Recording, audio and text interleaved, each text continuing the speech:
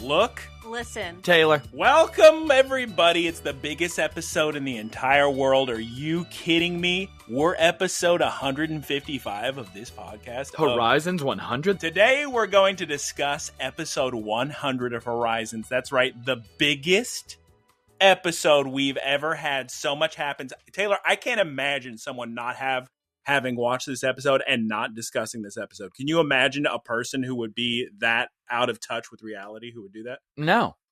Wow. And for that reason, I'm out. Taylor, unfortunately, has to go to Polo and has such big plans with his best friends today. Oh, yeah. Closest friends. Closest friends of my whole life. If you had to make a list of Taylor's best friends, they'd be at the top of the list. Yeah. And they would be on the list. So it's the important thing. So unfortunately, he's not able to talk about the episode. He'll discuss next week, I'm sure. But we only have time for Whatcha Been Geese and Peep of the Week. Guys, look. Listen. Taylor. We watched Pee-wee's Big Adventure. Some say the greatest film ever made. I don't know. Some say a playhouse. We're talking Tim Burton's first movie. We're talking soundtrack out the wazoo. I, of course, love it. That soundtrack. I grew up with it. Geese Pete, please tell us all about Pee-wee's Big Adventure. You've never seen it before in your life. Elvira's in it, so I'm a fan. Which is wild because you were so skeptical as to her Taylor? involvement. She was friends with Paul Rubens. We all knew. Yeah, everybody knew that. Ugh. Also, we watched one episode of Pee-wee's Playhouse. How did you guys feel about Pee-wee's Playhouse, the children's program? I was surprised by the quality of it. They had different animations, the set design. It was great. It does a lot for the kids. For the children. The intro is a little terrifying. Wait, which one was the one that was 50 minutes long? No, that was the stage show. Okay, so the intro to that, which one had the little shadow drawings? Show. Okay, that too much. We're not discussing the stage show. We only watched a couple seconds of that. We're just discussing. We watched basically the whole stage show. No, I understood. It was good. I liked it. Yep. Also, the three of us saw a film this week by the name of Superman, and I thought that was a fun movie. I thought it was a funny movie. James Gunn, he's done it again. I mean, it's not as good as Guardians of the Galaxy 3 or 1, but it was good. I've never seen 3. Is it good? It's good. Yeah, it's great. All right. I don't remember 2. Was 2 good? 2 was great. I liked 2 a lot. 2's better than 3? Better than 1. I would say so. We watched... They're so interesting because they have such good character growth between movies, and you never see that in a trilogy. I remember reading something recently about how poor James Gunn had to follow the Marvel timeline. So there has to be an inexplicable 11-year jump at some point between 2 and 3, and that makes things kind of weird. But anyway, we're not discussing Guardians of the Galaxy this week. We're discussing Superman. And Taylor and I laughed so hard in the middle of that film. Oh, there were 3 or 4 times where I was really laughing. Just laughing. My friend who worked on the film said that one joke, which is incredible in the middle of the movie, she said she had never heard anybody laugh that hard at it during screenings. So I'm going to say underappreciated line. You'll hear it in the film. It's, I tried to stop him. It's so funny because it took me 1 to 3 seconds to get how funny it was. Because that's a line in every single movie. Somebody barges into the boss's office to say something. And it's always, I tried to stop him, boss. But when you realize this young lady, this secretary young woman, says this about the Man of Steel. And the speed at which he enters the room. I tried to stop him. Very well. Spoilers. Such a good line. Best line in the movie. Yeah, I was afraid the movie was not going to be very... I mean, the trailers I saw, I thought, oh my God, what an incredible film. This is going to be the greatest thing. Yeah. And then I hear some talks about people saying, oh, it's not that great. I enjoyed it. It's not the greatest superhero film I've ever seen. It's a nice change of pace. I realized when I was watching it that this is the first Superman movie I've actually seen. You didn't see the 70s one with Christopher Reeve? Why would you think? It's a good film. It's very good. It's a classic. It's very good. Christopher Reeve does such a good job with his body language between Superman and Clark Kent. Does a very, very good job. He was in Superman 2 when he turns normal. Oh, yeah. I really liked what's his face name who played Lex Luthor. Great. Nicholas Hoult. Great man. Very good. Great performance. He has had a great year because Nosferatu as well. Everybody that worked on the Daily Planet, fun. Fun cast in there. Very good job, yeah. Agreed. Good stuff. Good stuff. Wait, did you say how you liked Superman? I liked it. She liked it. It's very good. That soundtrack, also terrific.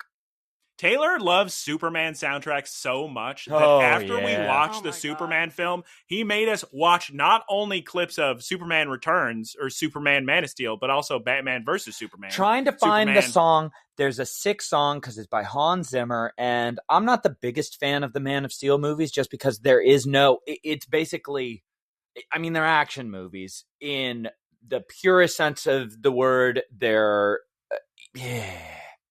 There's no juxtaposition between Superman and Clark Kent. It's just Superman beating people up. The screen's way too dark, and it's way too serious in general. Not my vibe.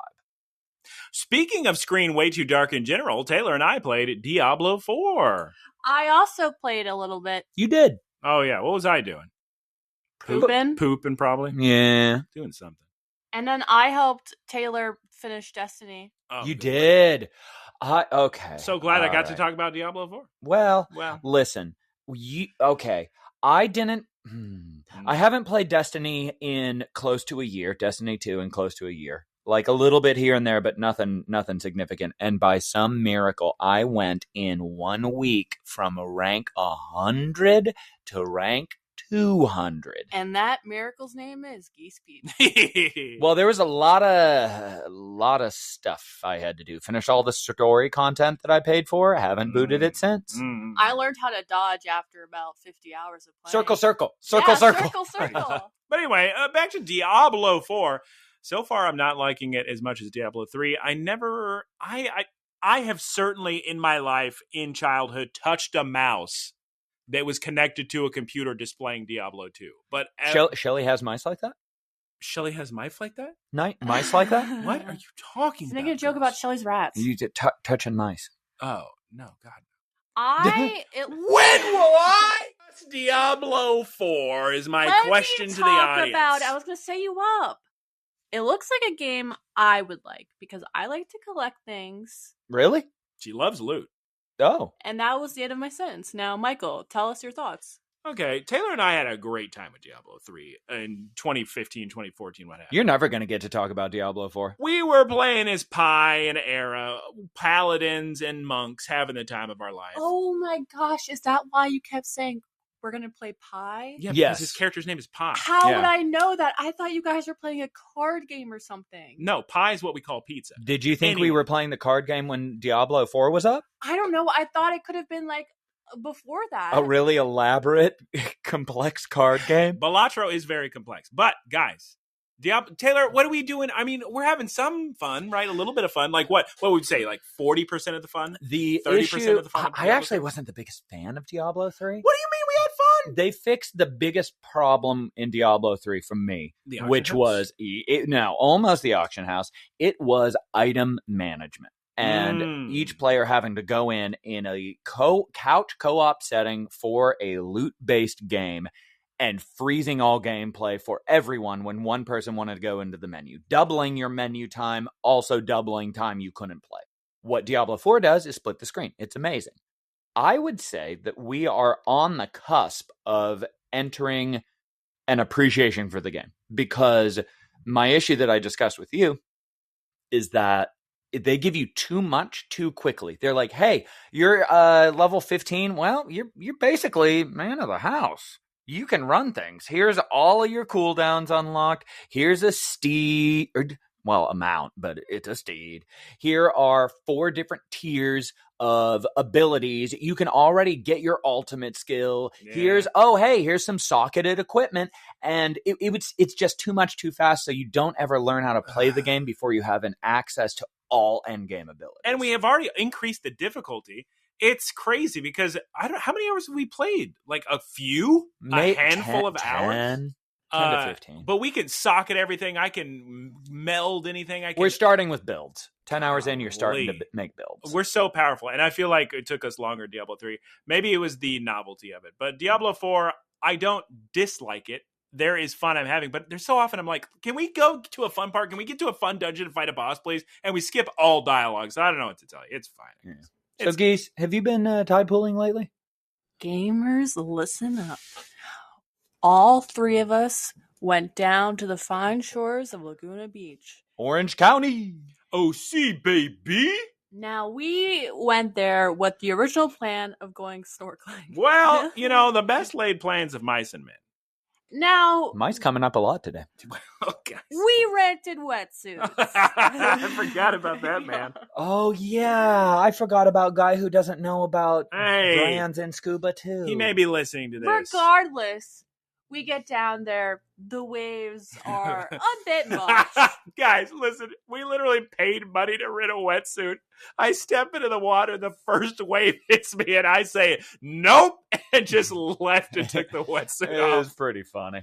But Taylor and I, oh my God, we went further out. Risked life and limb. Not life and limb. I did get knocked into the rocks and dragged over some barnacles a couple times, but that's fine. The visibility was really bad. It was more than, it wasn't more than a foot, but I could kind of see my hand when I went under. It was really bad. I saw a tuna. You did. Which is shocking because those normally don't come that close to shore in that area. They're normally a little bit more offshore. But much more exciting than trying to snorkel is tide pooling, Geese people. What did we see in the tide pools? So after the failed snorkeling attempt, we decided to go tide pooling, which is one of my favorite activities. And we go to the next beach over, and we're walking along the rocks, and Taylor's saying, wow, Geese, you're never going to see an octopus, and you're never going to see anything that you want to see. That is what I said. That's actually the full quote. I recall that. And lo and behold, guys. Thanks to Octopus Lady. Yes, another person saw it. Shouts out to Octopus And then Lady. I got a picture of it, and I was so happy because I've been looking for an octopus in a tide pool for so long, and there were other guys. We tide pooled so hard, the lifeguard had to come over and say, guys, you did it. You're too good. Yeah. We're moving back the rock warning. We have to scale back our operation. You guys got to leave. Yeah. You're too good at this. You ate the full buffet. Yep. You counted cards better than anybody else in the casino's history. You can play any other game, just not the tide pools. Please, You've got to leave. You're being trespassed. And then so we did what anybody else would do. We went to Portillos.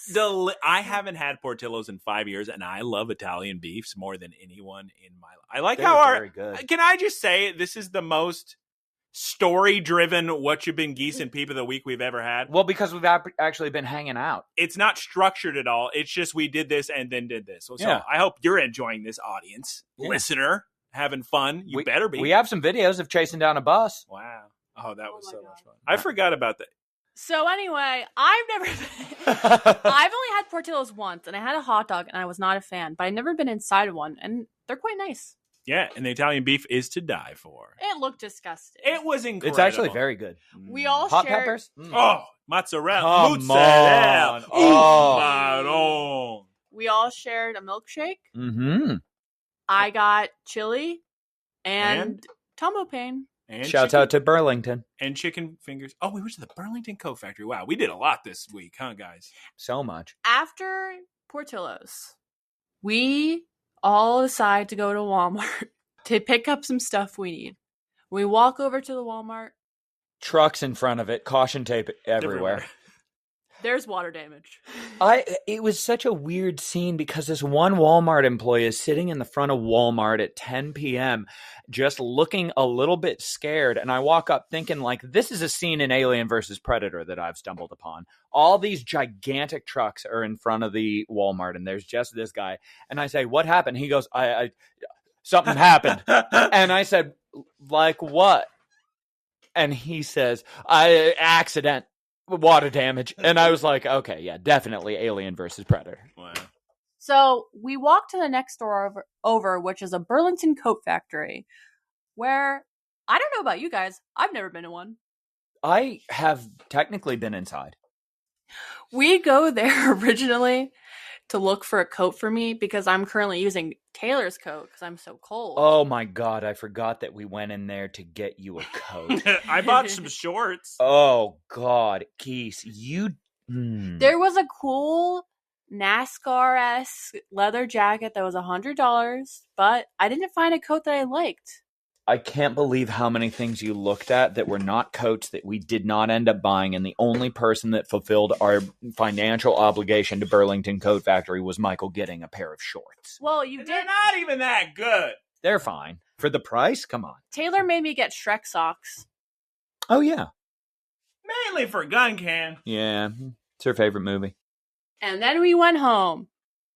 I also, on my own solo adventure, went to see my friend Abby in Ventura. So I take the train there. Abby and I, we have a great time. She takes me on a tour of the Turtle Conservancy where she works. And I gotta feed the Galapagos and the other turtles, which species name I forget. They're really cool. all more than 400 years old, correct? Wow. Yes. I also saw a roadrunner in Las Vegas. Separate thought. But I finally saw a California quail when I was out in Ventura. So we haven't discussed Las Vegas at all. Oh, yeah. We ate a giant buffet. Taylor's been. He likes that buffet. He Which can one? speak for the good one. Win. Win? Yeah. Okay. We went to the Spring Reserve where I saw the roadrunner, and there was a dinosaur museum. Very sick. And we almost died trying to find a desert tortoise in the 112-degree weather. Was it a mistake? Yes. We did not win big. Unfortunately, you really think you would win big when a casino says, why don't you stay for free? And we give you free credit to play with and all this free money to buy food and drink, resort credits or delicious food and beverage credits. And I say, yes, that sounds like a wonderful plan. I'd love to. I didn't even win $10,000. You kidding me? Next time for sure. That's what I was thinking was next time probably. Yeah. We'll probably win. You're due. Girls took the words out of my mouth. And lastly, now it's time for our favorite segment, Snack Wrap Review, where we all review the snack wrap that came back, a week ago? That's right, gamers. The McDonald's snack wrap is back, and it's whatever.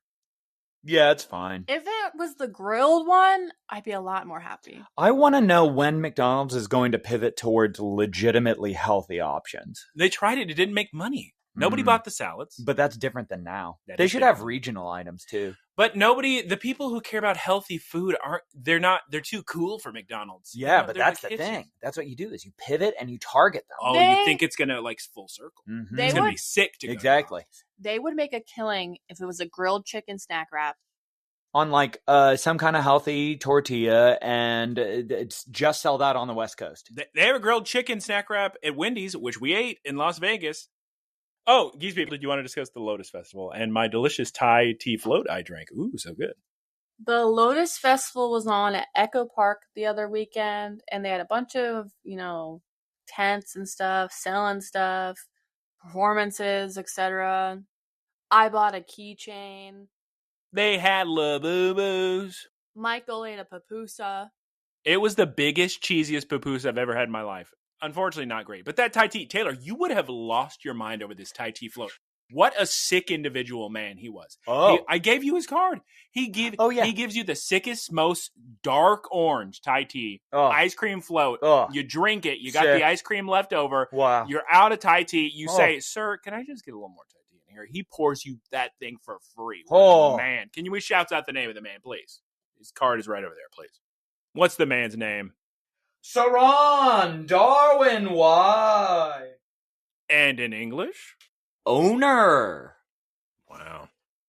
That's so Subtitle sick. right there. Yeah, Darwin Y. What a cool guy. From Moon Mom. Ooh, artisanal Thai gelato. Very sick.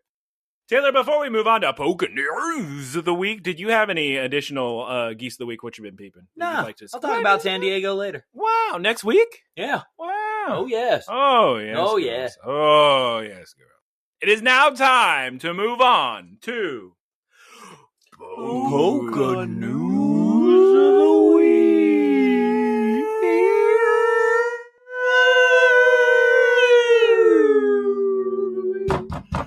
Joe Sarabi has news for us this week. He's telling us that the Pokemon Go Adventure Week event has been revealed. It runs July 29th at 10 a.m. to August 3rd at 8 p.m. local time. Taylor, that's Toadscool of all Pokemon. I love that guy. He's my boy.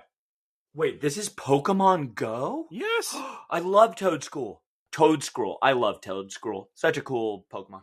Very sick. Also, very exciting, Sarah B update, a brand new Pokemon Center is set to open. Pokemon Center Kagawa will open in Takamotsu in autumn 2025. And look, their mascot is Slowpoke. Oh, that's going to be such a good pin that nobody can get. Oh my god, their exclusive merch is going to be through the roof. Because I know so many people who adore Slowpoke, or in Japanese, Yadon.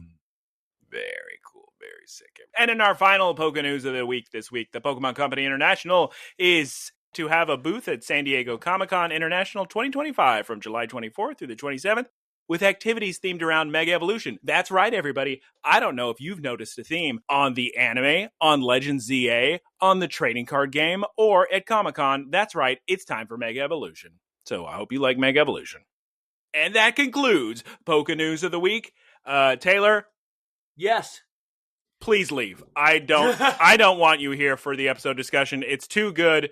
You have far too many important people to meet, Polo to play. Maybe you can discuss how you feel about this wonderful episode next time. But for now, just get out, please. I understand. Please leave. Okay.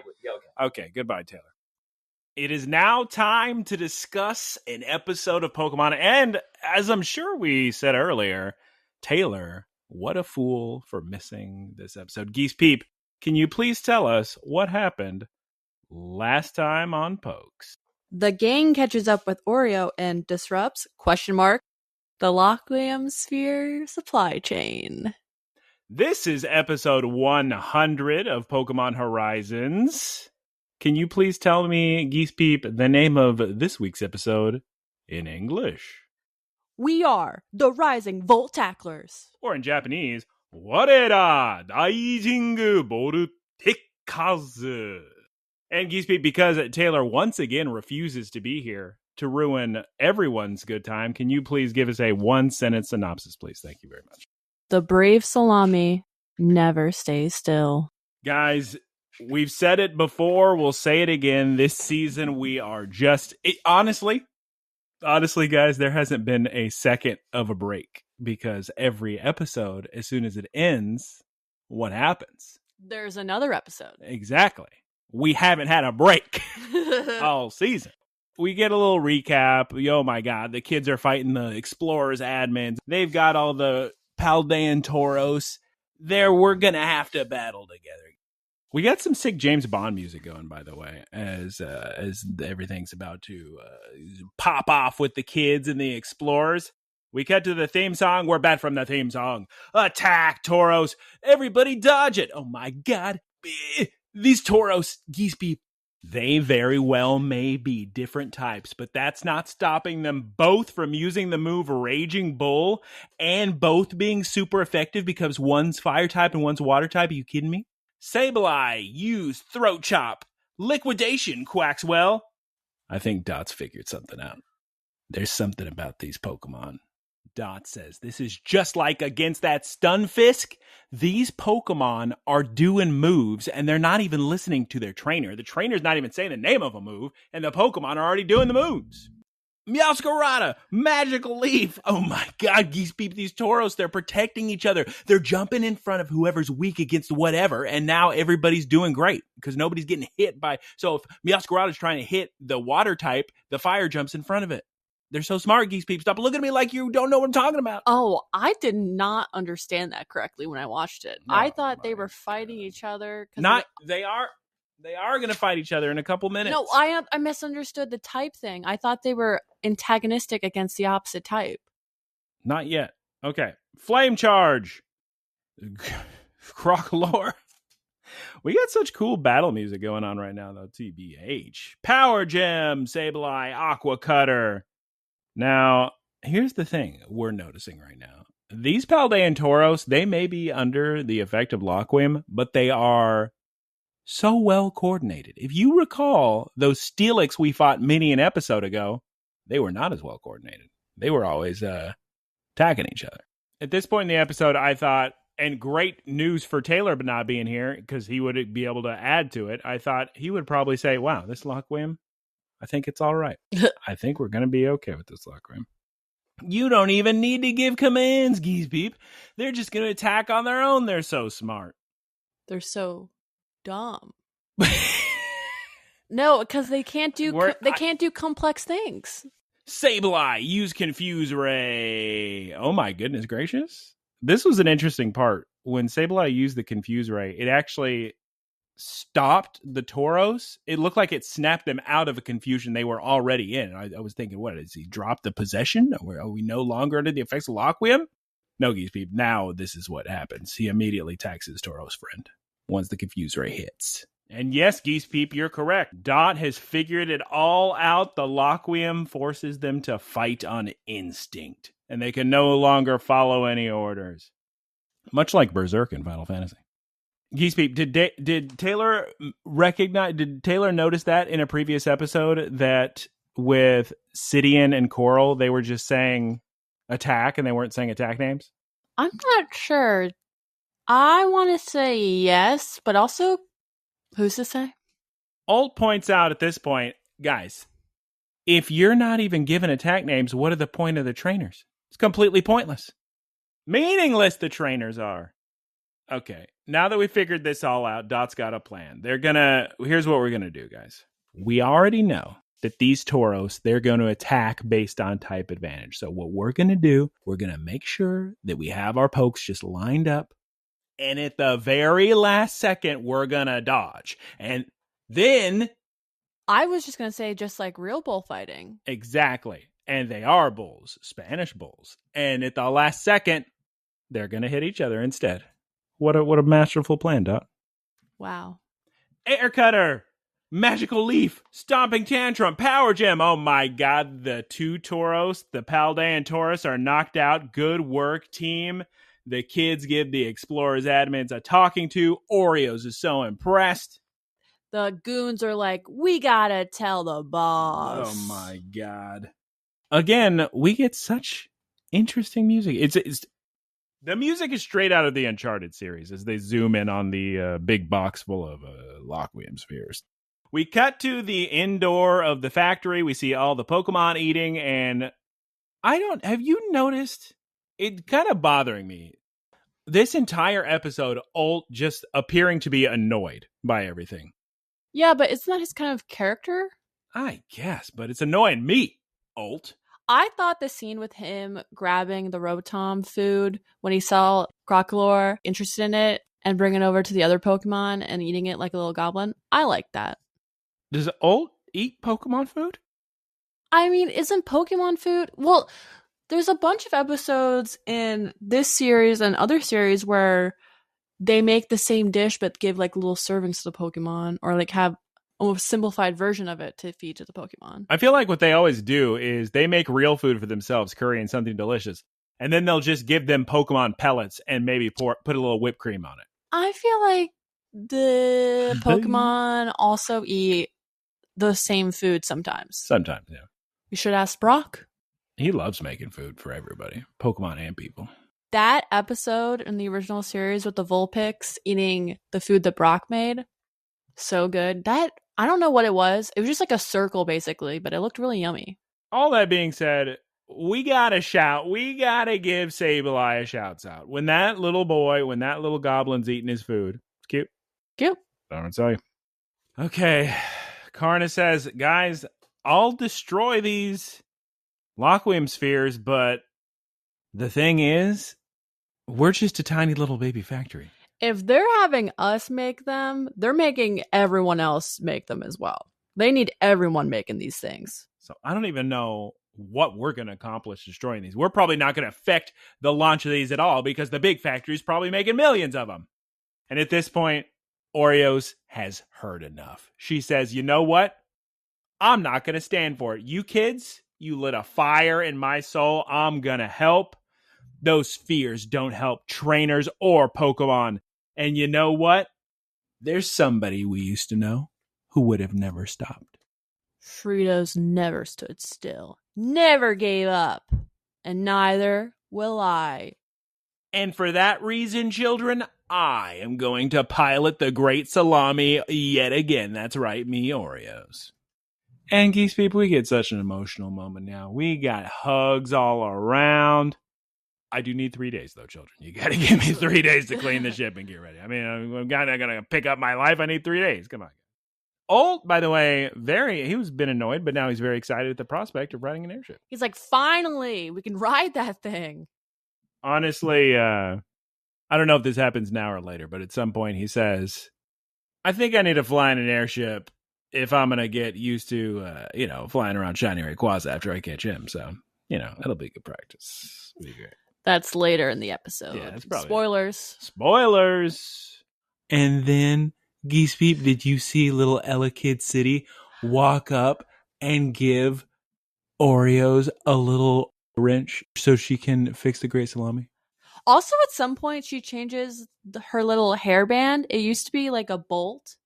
Oh, yeah. But now it's like a new lady, new clip girl thing. I don't know. I'm not an engineer. Don't talk to me. Stop talking. Yeah, well, guys, it's time to make the salami tip top. We get. Actually, I'm a pretty big fan of this PowerPoint presentation. We got everybody preparing this shit. For audio listeners, Geese Peep was nodding her head in agreement. We got everybody cleaning up. We got everybody shopping for supplies. We got adorable Rowlet bags. We got Meryl in the background. Dot is rebooting the system, doing some tech stuff. There's a Psyduck in the background. And the music, out of control. I don't know if we mentioned this before. This episode, it's really good. Taylor should have been here. Yeah. We're being honest. I can't believe he drowned while playing water polo. Oh, yeah, he's at polo. Way to go, Taylor. Way to go. Anyway, in the middle of this PowerPoint presentation of everybody cleaning, we get a little phone call to Oreos. Who could it be? I wonder. Very mysterious. Well, anyway, we don't find out. We cut to night, and we see Captain Pikachu standing on the wheel, ready to go. Has it been 3 days already, Geese Peep? I guess so, because then we get a quick shot of daytime and then nighttime again. Well, shouts out.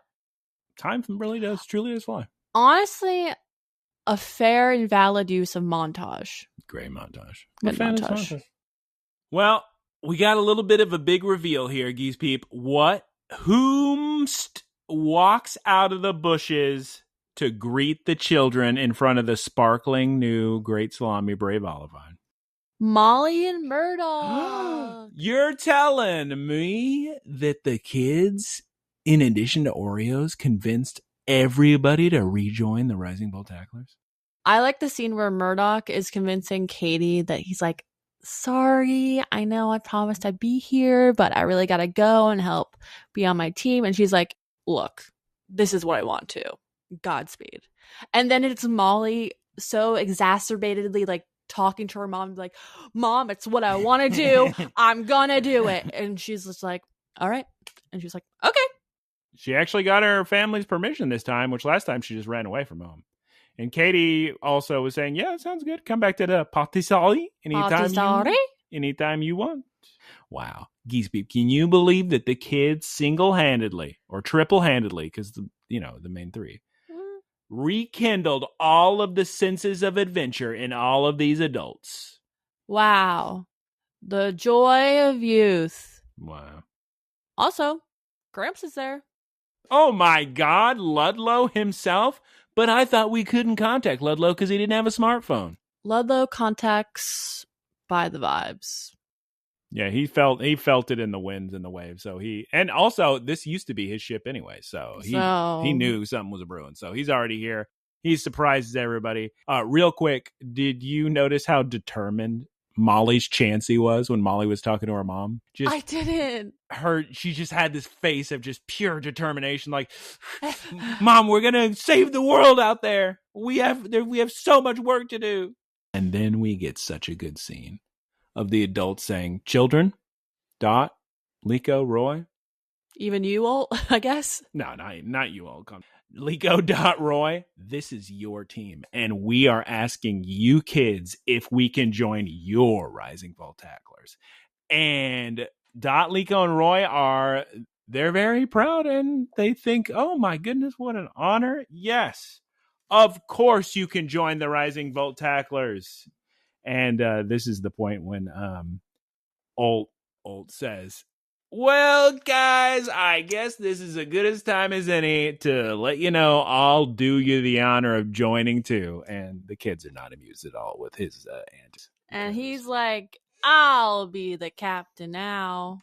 And everybody just starts to laugh and says, oh, we already have a captain. I'm not sure if you're aware, but this man's name is Captain Pikachu. His name is Captain Pikachu because he is a captain of the Brave Salami. So, no. Sorry, buddy. And then we get quick montages of like all the members getting their little stations ready. We have just real quick before that. Something so funny. Right after Olt says, I'll be the captain, and all the kids just are completely unamused, Moly just says, who even is that? Very funny scene. We got a montage of each member getting ready in their stations. We have Murdoch. He's in the kitchen. He's getting a cooking. Moly with the mouse hold. They're getting medicines together. Oreos is in the engine room doing that stuff. Ludlow, he gives us a little poem about maybe meeting Fritos again one day. Spoilers? Is this foreshadowing? Only one way to find out. Okay, it's me, Dot, and I don't know why I shut this off, but now that we're a team again, I'm turning the Rising Volt Tackler app back on. Oh, Geese Peep, what's this little voice message we got here? Very mysterious origins, you say? Excuse me? From a month ago? Who's on the voicemail, Geese Peep? New phone, who dis? Oh, it's me, Fritos. He's alive? I like how he's like, sorry I haven't contacted you earlier, and he doesn't give any helpful information about his whereabouts. Well, first we get a commercial break, then we're back in the commercial break, and every single character goes, the biggest of the entire series, to be honest. And Captain Pikachu is losing it, jumping up onto the little audio play screen. Play it again. Oh my God. Apparently, he's saying, it's me, Fritos. the explorers are watching me. It's the exact same thing somebody said, I think in the comments or something. I don't know if they watched ahead, but it was just Fritos.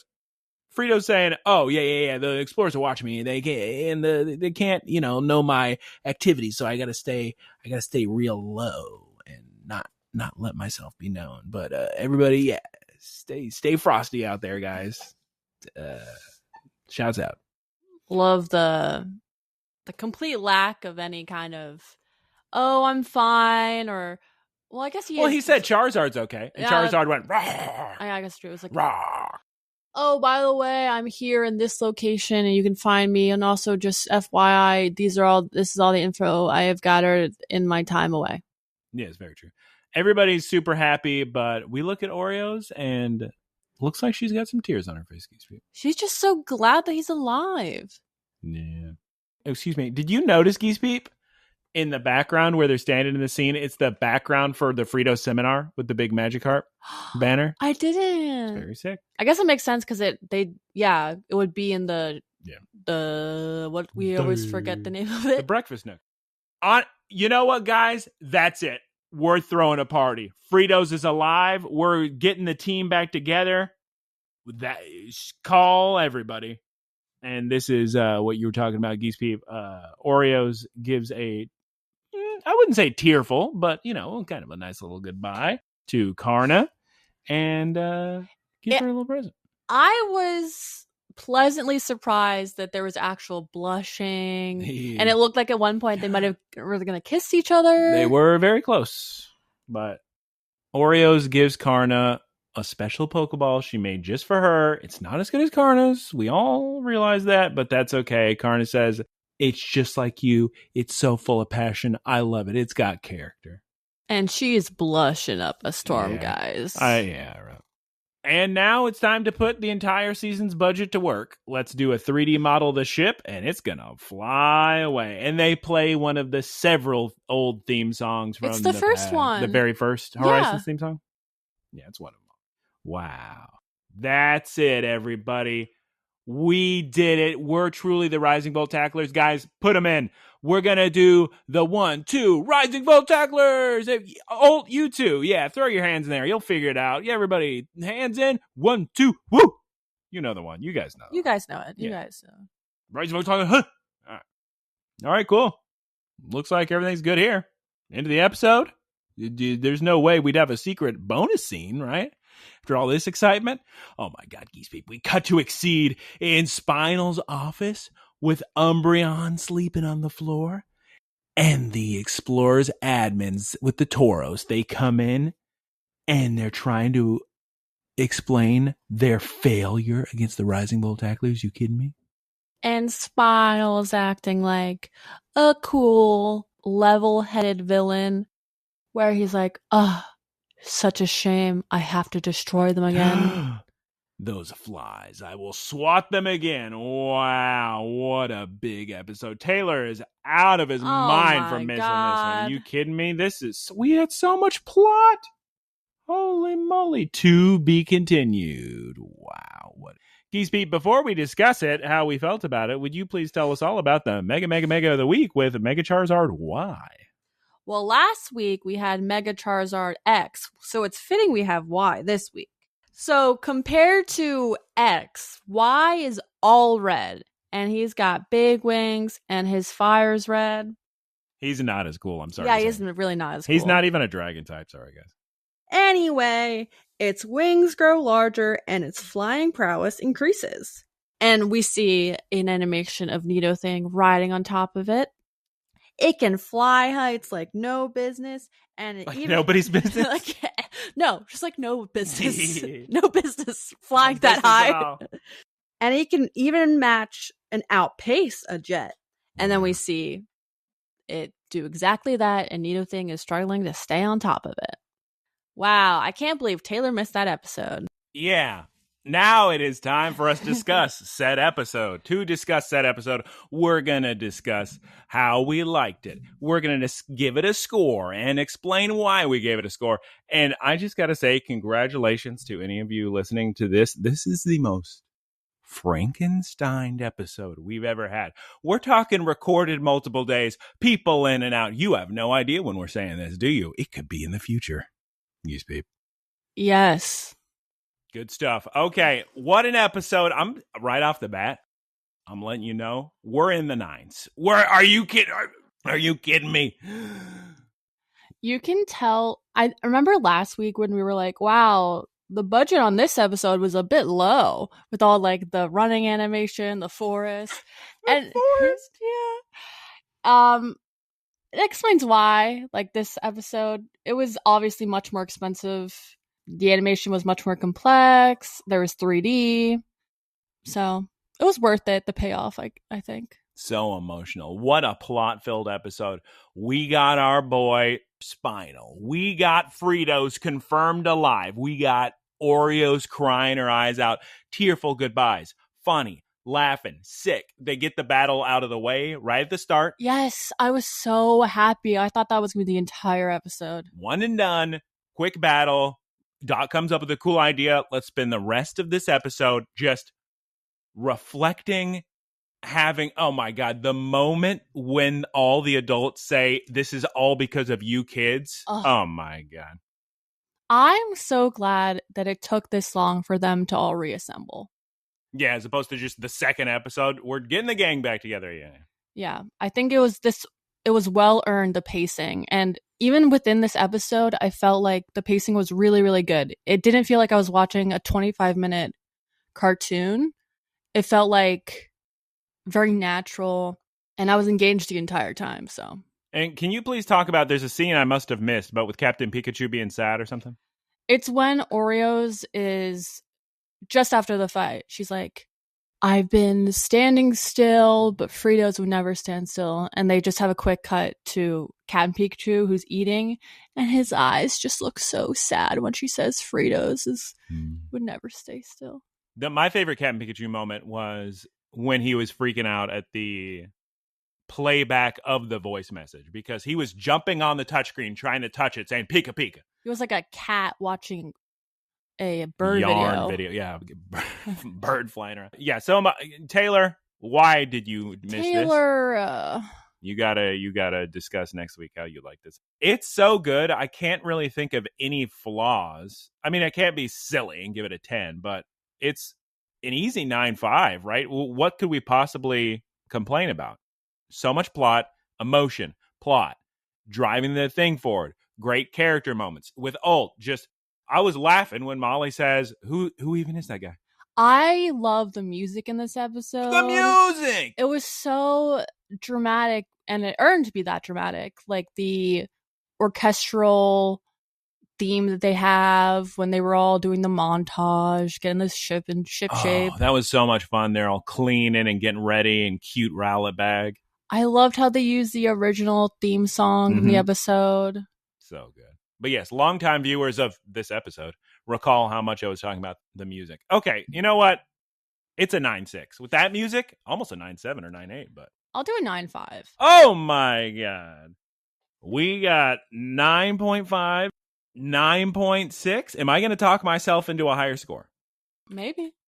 It's just so Taylor better not drop the ball and give this an 8 something after all we've been through. I guess the only complaint I would have is it seemed Ult kind of bothered me this episode because he was just so just kind of annoyed. He was funny with the Pokemon food, just eating his Pokemon food like a little goblin, but well, it was hard because he didn't really. He has no attachment to these people. So of course he would be the kid at the family reunion, just bored playing on his Game Boy. Can we go home? So I guess, you know what? You're right. That's not a criticism at all. Great work, everybody. Is it a 9.6? There's got to be something else we got. I would have given it a 10 if Oreos and Karna kissed. Oh, yeah. They were about to. That was a little heartwarming moment with a little Pokeball. That little Pokemon. That was funny, too, when she was like, it's just like you. You look just like this janky Pokeball. But her heart was in the right place, Geese Peep. Yes. Her passion shined through. Yeah, this is a great episode. Please watch this episode. What's it called? Something about the Rising Voltaclers? We did it? Yep. The Rise... Yep. We are the Rising Voltaclers. We are. It's something like that. Oh. I'm pretty sure. Yeah. We are. I remember. Okay. Yes, wonderful episode. Thank you all for listening. Let's go ahead and move it on to the wrap-up or something. And, oh my God, is that Taylor knocking at the door? A rat-a-tat-tat? Knock, knock, knock. Okay. And that concludes our discussion of Pokemon. Taylor has finally come back from Polo and all his beautiful friends. He missed all of the episode, but let's say goodbye to everyone. Geese Peep's going to say it 5 times. Taylor's going to say goodbye once. Goodbye. I'll say it. Let's goodbye. First do our shouts out, shall we? It's time to move on to the wrap-up. Thank you, everyone, for listening. You can find us at Look, Listen, Cast on Spotify, Apple Podcasts, and YouTube. Please like and comment and subscribe so it sends more people our way. Thank you to Keith for our artwork. You can find him at twitch.tv/KeithSquared. Shout out Professor Ticklebits for the website and the boilerplate. That's twitch.tv/prof_ticklebits. Also, please recommend this podcast to people who enjoy Pokemon or the anime or just fun, wonderful times about people having a great time together, eating delicious food. Yeah, I'm aware it's audio-only podcast. That's fine. Put it on in the background. Do some laundry. Go for a walk. Drive a car. Do a report. Read a book. Get a buck, Taylor. Eat a pizza. Meditate. Also, please send questions to looklistencast@gmail.com, and we will answer them for you. Let's say goodbye one more time. All right. Goodbye, everybody. Goodbye. You speak 5 goodbyes. I could probably use one goodbye from Taylor. Probably. Goodbye. Okay. Goodbye. Goodbye. Maybe one more goodbye. Goodbye. Yeah, one more. Bye. Howdy, y'all. It's me, Geese Peep. Thank you for listening to the Geese Peep Productions podcast. Geese Peep Enterprises, doing business as Peep Industries, together with its subsidiaries, is a diversified worldwide entertainment company with operations in media networks, talent management, parks and resorts, multimedia entertainment, and consumer products and interactive media. Geese Peep Enterprises is a Dow 30 company